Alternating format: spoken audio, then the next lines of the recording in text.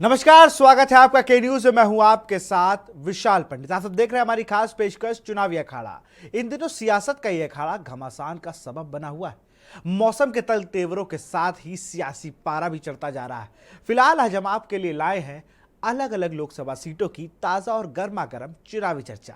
इस कार्यक्रम में हम बात करेंगे चुनावी रणनीति, राजनीतिक दलों की चुनौती और जनता जनार्दन की अपने नेताओं से उम्मीदों की। तो देखिए हमारा खास कार्यक्रम चुनावी अखाड़ा। यूपी में पूर्वांचल के बाहुबलियों के अपने अपने स्टैंड हैं। लिहाजा सवाल यह है कि पूर्वांचल में क्या समीकरण बदल रहे हैं। पूर्व सांसद धनंजय सिंह का बीजेपी को समर्थन है, तो वहीं राजा भैया ने न्यूट्रल पॉलिसी पर कायम है। दोनों बाहुबलियों की वोटरों में अच्छी पकड़ है। प्रतापगढ़, कौशाम्बी और जौनपुर में दबदबा है। इस रिपोर्ट को देखिए। पांचवें चरण के मतदान से पहले लोकसभा चुनाव को लेकर कौशाम्बी और प्रतापगढ़ में राजनीतिक समीकरण बदलते नजर आ रहे हैं। कुंडा विधायक और जनसत्ता दल के मुखिया रघुराज प्रताप सिंह उर्फ राजा भैया का इन इलाकों में अच्छा खासा प्रभाव है। लिहाजा भाजपा और सपा दोनों ने ही राजा भैया से समर्थन मांगा था, मगर राजा भैया ने किसी भी पार्टी को समर्थन देने से इनकार कर दिया है। मालूम हो कि लोकसभा चुनाव के पहले 2 चरण के समय वेस्ट यूपी में ठाकुरों की नाराजगी का मुद्दा गरमाया हुआ था। इस बीच राजा भैया ने ठाकुरों की नाराजगी के मुद्दे पर विस्फोटक बयान दिया। राजा भैया ने कहा, क्षत्रिय समाज एक स्वाभिमानी समाज है। इस समाज को अभी तक भाजपा के साथ जोड़कर देखा जाता रहा है। हो सकता है कहीं अपनों से चोट लगी हो। समाज आहत होता है तो सब आहत होते हैं। राजा भैया की ना से बीजेपी पर असर। राजा भैया की ना से बीजेपी के लिए कौशाम्बी और प्रतापगढ़ में कड़ी टक्कर। कौशाम्बी लोकसभा सीट पर राजा भैया फैक्टर काम करता है। कौशाम्बी के पश्चिम में फतेहपुर, उत्तर में प्रतापगढ़, दक्षिण में चित्रकूट। राजा भैया प्रतापगढ़ की कुंडा विधानसभा सीट से विधायक हैं। बीजेपी ने कौशाम्बी से विनोद सोनकर को मैदान में उतारा है। विनोद सोनकर यहां से मौजूदा सांसद भी हैं। वहीं सपा ने इंद्रजीत सरोज को मैदान में उतारा है। 2019 के लोकसभा चुनाव में विनोद सोनकर को 3,83,009 वोट मिले। सपा के इंद्रजीत सरोज को 3,44,287 वोट मिले थे। सपा और बीजेपी के बीच में अंतर मात्र 38,722 वोटों का था। 2014 में भी विनोद कुमार सांसद बने थे, तब उन्हें 3,31,724 वोट मिले और सपा के शैलेंद्र कुमार को 2,88,824 वोट मिले थे। तो वहीं प्रतापगढ़ की सीट से बीजेपी ने संगम लाल गुप्ता को उतारा है। वहीं पूर्वांचल की राजनीति में उस समय एक नया मोड़ आ गया जब पूर्वांचल के शान ओ शौकत कहे जाने वाले धनंजय सिंह ने बड़ा ऐलान कर दिया। ऐलान था कि अब वो बीजेपी का समर्थन करेंगे। बीजेपी में शामिल होने की जैसे ही धनंजय सिंह की ओर से घोषणा होती है, सियासी सरगर्मियां बेहद तेज हो जाती हैं। बता दें कि जब से पत्नी श्रीकला का बसपा से टिकट कटा, धनंजय सिंह तब से बसपा से नाराज चल रहे थे। वहीं बीजेपी में धनंजय के आ जाने की खबर से भाजपा में भी जो ठाकुर वोटों को लेकर चिंता की लकीरें थी, वो कम होती नजर आई, क्योंकि बीजेपी के पुरोधा माने जाने वाले कृपाशंकर खुद जौनपुर से उम्मीदवार हैं और 2 ठाकुरों के आमने सामने हो जाने से एक बड़ी चुनौती का सामना बीजेपी को करना पड़ रहा था। लेकिन अब बीजेपी की मुश्किलें आसान होती नजर आ रही हैं। पूर्वांचल में धनंजय सिंह अहम क्यों? ठाकुर मतदाताओं में धनंजय सिंह की अच्छी पकड़।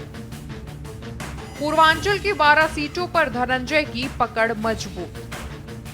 जौनपुर, मछली शहर, घोसी, बलिया, गाजीपुर खास, चंदौली, आजमगढ़, लालगंज, वाराणसी, मिर्जापुर अहम।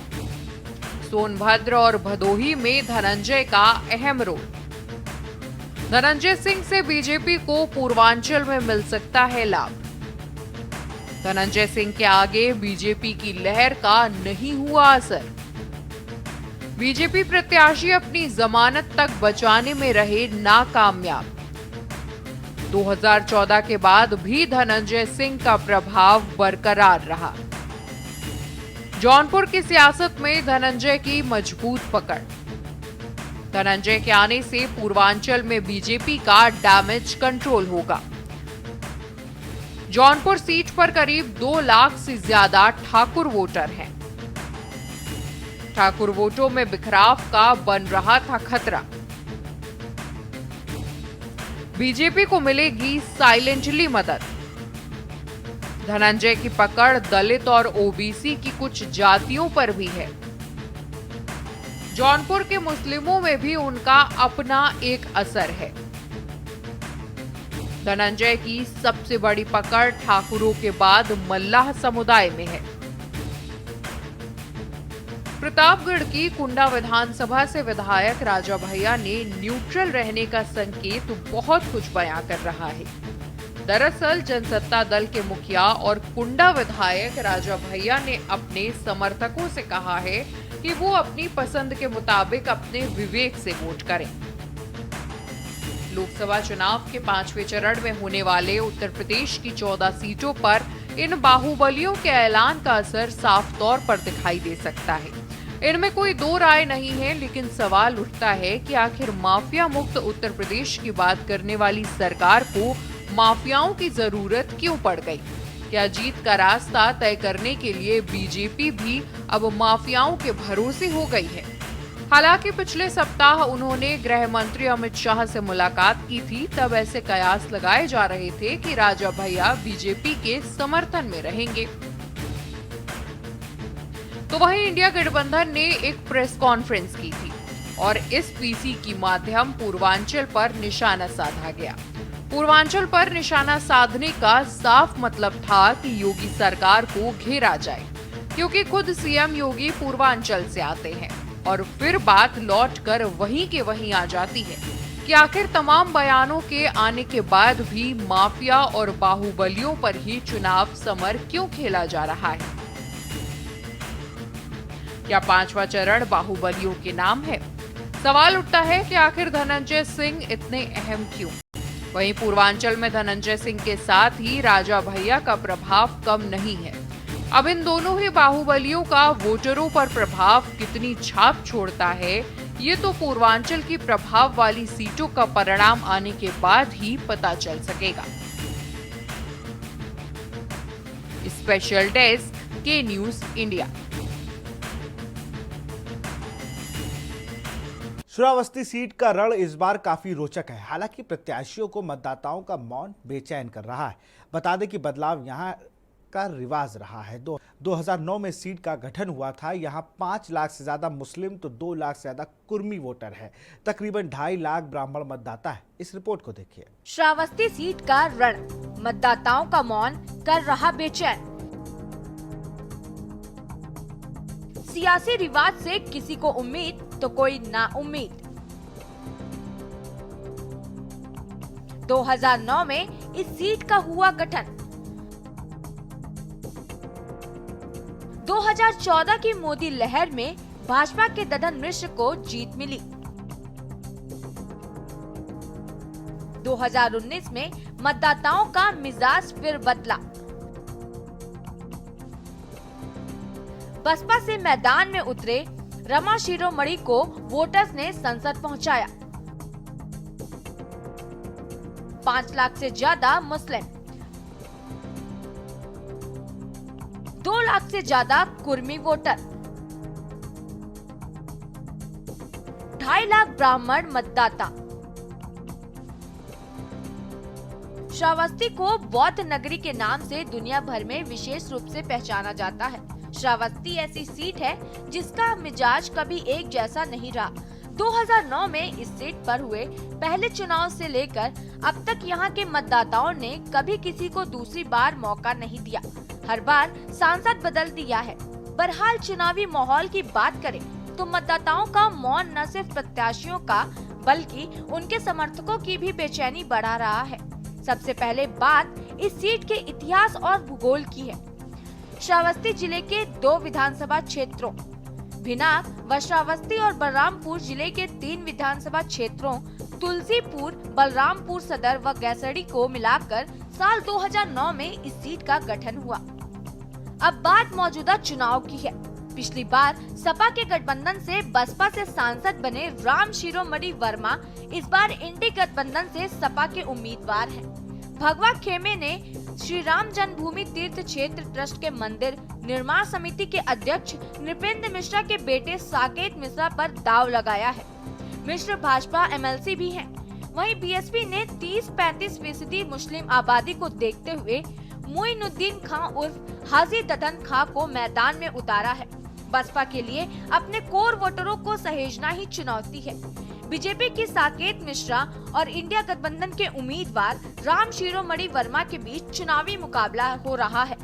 बीजेपी उम्मीदवार साकेत मिश्रा यहां प्रधानों को समझा रहे हैं कि अगर वो सांसद बनते हैं तो बड़े विजन के साथ यहां के पिछड़ेपन को दूर करेंगे। बता दें कि साकेत मिश्रा पहले आईपीएस बने, फिर सालों तक सिंगापुर में बैंकिंग सेक्टर का अनुभव लिया। अब श्रावस्ती लोकसभा सीट पर बीजेपी के उम्मीदवार हैं। बीजेपी उम्मीदवार साकेत मिश्रा कहते हैं, इस क्षेत्र का विकास करना मेरी प्राथमिकताओं में से एक है। मैं सांसद पहुंच बड़े विकास का काम करूंगा। यहाँ शिक्षा हाल बहुत खराब है। यहाँ रोजगार और उद्योग के लिए काम किया जाएगा। उन्होंने कहा कि मोदी जी का संदेश और योगी जी का काम जनता तक पहुँचाना है।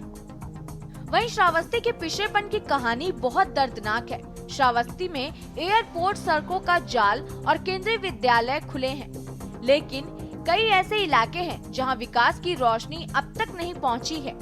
रानिया नदी के किनारे का ये ऐसा इलाका है जहां हजारों लोगों के लिए कारिका का पुल अब तक नहीं बना है। बीते 20 साल से ग्रामीण अपने खर्च पर इस तरह लकड़ी का पुल बनाते हैं और जान हथेली पे रखकर यहां से निकलते हैं। श्रावस्ती में 5 लाख से ज्यादा मुस्लिम, 2 लाख से ज्यादा कुर्मी वोटर और 2.5 लाख ब्राह्मण मतदाताओं के चलते इस सीट पर दिलचस्प सियासी मुकाबला है। स्पेशल डेस्क के न्यूज इंडिया। यहाँ रुकते एक छोटे से ब्रेक के लिए, जल्द हाजिर होंगे।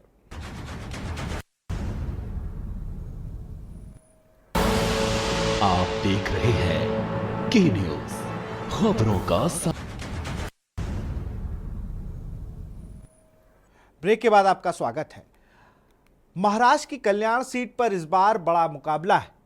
यहां शिवसेना के दोनों गुटों में भिड़ंत हो रही है। सीएम शिंदे के बेटे श्रीकांत शिंदे यहां से चुनाव मैदान में है, तो बाजी पलटने की कोशिश में महाविकास अघाड़ी दल के प्रत्याशी शिवसेना की यूबीटी की वैशाली दरकेर राणे बूरा जोर लगा रही हैं। ये रिपोर्ट देखिए। महाराष्ट्र की कल्याण लोकसभा सीट में विधानसभा की 6 सीट हैं। ये लोकसभा सीट 2009 में परिसीमन के बाद बनी थी। कल्याण सीट अविभाजित शिवसेना का गढ़ रही है। अब तक के तीनों लोकसभा चुनाव में ये सीट शिवसेना के खाते में गई है। मुख्यमंत्री एकनाथ शिंदे के बेटे श्रीकांत शिंदे 2014 से यहाँ के सांसद हैं। उन्हें इस बार महायुति का उम्मीदवार बनाया गया है। उनके सामने महाविकास अघाड़ी की उम्मीदवार शिवसेना यूपीटी की वैशाली दरेकर राणे हैं। श्रीकांत शिंदे 10 साल में किए काम की बदौलत अपनी जीत तय मान रहे हैं। डेवलपमेंट के मुद्दे, गए 10 सालों में जो काम हम लोग ने किया माननीय देश के यशस्वी प्रधानमंत्री नरेंद्र मोदी जी के नेतृत्व में, और उसी के साथ में राज्य में जो है मुख्यमंत्री हो एकनाथ जी शिंदे साहब, उप मुख्यमंत्री देवेंद्र फडणवीस जी हो या अजित दादा हो, इनके नेतृत्व में जो है हम लोग ने काम किया है इस चुनाव क्षेत्र में। और जो विकास कार्य रेल में किए हैं, जो विकास कार्य रोडवेज में हो, हेल्थ इंफ्रास्ट्रक्चर हो, ग्रामीण भाग में हो, पानी के लिए जो योजना हम लोग लेके आए, तो पूरी तरीके से जो है डेवलपमेंट का एजेंडा जो है लेके जाके हम लोग सामने जा रहे। 10 सालों में जो काम किया है वो लोगों को बता रहे। शिवसेना यूपीटी की उम्मीदवार इन दावों से बेपरवाह है। उनका कहना है कि बीते 10 साल में यहाँ कोई बड़ा काम नहीं दिख रहा। जैसे मैंने शुरू किया घूमना, लोगों से मिलना, तभी से पता चला कि उनका सिर्फ नाम ही दिखाई दे रहा है, काम तो दिखाई नहीं दे रहा है। काम अगर होता तो उनको बड़े होर्डिंग लगाने की ज़रूरत नहीं थी, जहाँ पे उन्होंने मराठी में लिखा है आमचं काम बोलतं। अगर उनका काम बोलता तो होर्डिंग पे नहीं, ज़मीन पे होना चाहिए था। ग्राउंड रियलिटी ये है कि पानी नहीं है लेकिन पानी की टंकी बांधी हुई है, ये ग्राउंड रियलिटी है। तो ऐसे सब देख के मुझे लगता है कि उनका काम कुछ भी नहीं है। 2 टाइम MP तो हम लोग ही नहीं बनाना उनको। फर्स्ट टाइम जब उन्होंने कंटेस्ट किया था तभी वो तो शिवसेना के कार्यकर्ता भी नहीं थे। श्रीकांत शिंदे के समर्थकों को यकीन है कि मौजूदा सांसद के काम उन्हें वोट दिलाएंगे और फिर संसद पहुंचाएंगे। मेरा पर्सनल ओपिनियन है कि श्रीकांत शिंदे साहब जो 10 साल तक जनता के बीच में रहे हैं मैम, तो जनता देखी है कि वो हर सुख दुख में वो हमेशा खड़े रहे हैं, छोटे बड़े आयोजन में खड़े रहे हैं और जनता की जो जरूरतों को वो पूरा करते चले आ रहे हैं। तो जनता उनको पसंद करती है और जनता उनको दोबारा जिता के लाना चाहती है। सांसद जी के आने से उन्होंने बहुत सारी लोकल और चालू हुई। एसी लोकल कल्याण से, बदलापुर से जो आती है, आज कल्याण से सबसे अधिक एसी लोकल हम लोग को मिलती है। आज जाने के लिए हमको मुंबई जाने के लिए पहले हम लोग गाड़ी से जाते थे, अभी यहाँ से ऐसा है कि हमारा जो परिसर है ये 3-4 स्टेशन हम लोग को मिल जाते हैं। तो हम लोग को इतनी मतलब ट्रेन की सुविधा अच्छी हो गई है कि एसी लोकल की सुविधा इतनी अच्छी है कि गाड़ी से जाने के लिए 700-800 रुपए का डीजल या पेट्रोल डाल के जाने से 100 रुपए का टिकट में हम BT स्टेशन हम पहुंच जाते हैं। कल्याण समेत महाराष्ट्र की 13 लोकसभा सीट पर 5वें दौर में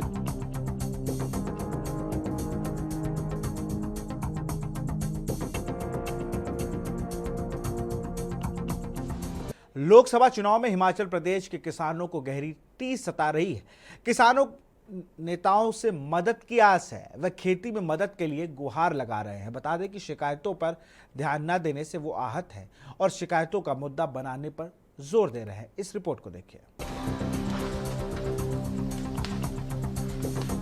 हिमाचल प्रदेश की 4 लोकसभा सीटों पर एक साथ 1 जून को वोटिंग होनी है। हालांकि राज्य के किसान इस बात से नाखुश हैं कि तमाम राजनीतिक दलों की तरफ से उनकी शिकायतों पर ध्यान नहीं दिया गया। किसान चाहते हैं कि उनकी मांगों को तमाम राजनीतिक दल लोकसभा चुनाव में अहम मुद्दा बनाए। तो इस चुनाव के मौके पर मैं सरकारों से, चाहे प्रदेश सरकार है चाहे वो केंद्र की सरकार है, उनसे हमारा बागवानों की तरफ से, कृषकों की तरफ से निवेदन रहेगा कि जो स्कीमें इस एग्रीकल्चर के लिए, खेतीबाड़ी के लिए सरकार ने अनाउंस की हुई है, उसके लिए समय के ऊपर जो है वो बजट का प्रावधान भी करें ताकि किसान जो है उसका समय के ऊपर फायदा ले सकें। बाकी जहाँ तक उपज की बात है, उपज भी आज की तिथि में दुनिया भर की जो है बीमारियां लग गई है, पेस्टिसाइड जो है वो बहुत महंगे हो गए हुए हैं, वो भी एक किस्म का किसानों की पहुंच से दूर होते जा रहे हैं।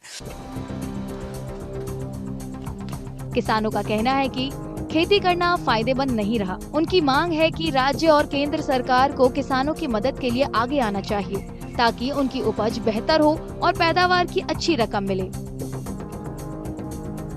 से किसानों के भी मुद्दे हैं कि किसान जब अपनी फसल तैयार करता है तो अगर तो फसल खराब हो जाती है तो रेट बढ़ जाते हैं, पर अगर फसल ठीक होती है तो फिर जो है तो किसानों को उसका उचित मूल्य नहीं मिलता, उनकी जो लागत है वो भी पूरी नहीं होती।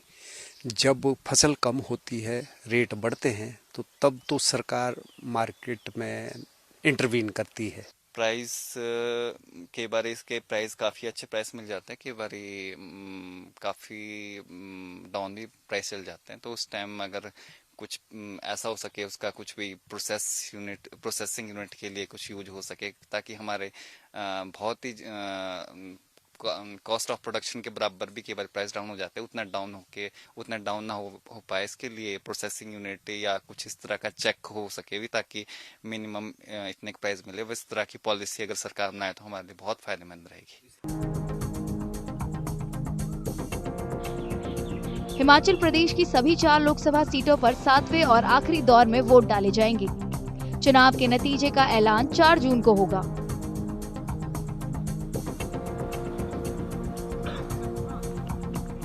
फिलहाल चुनावी अखाड़े में इतना ही। देखते रहिए के न्यूज़ इंडिया। नमस्कार।